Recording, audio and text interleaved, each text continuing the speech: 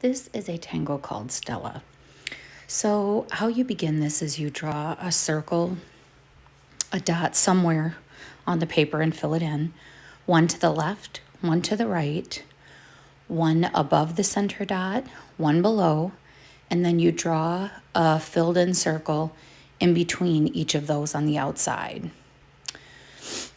Once you have all of those drawn in, you're going to take off and land from one of these filled in dots to the next. So at the top, I start on the right hand side and bring it down to the center.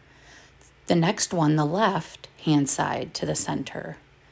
The next one to the right, and see how these match? They're an open V. The next one will be a sharp V, okay? And you alternate those so that now this is an open V, so it's on the outside.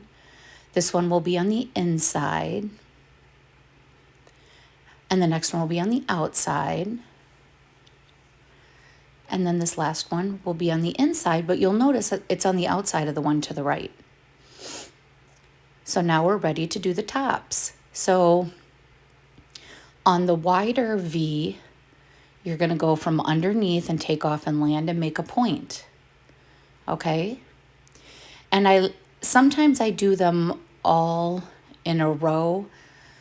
Sometimes I do them different all the time.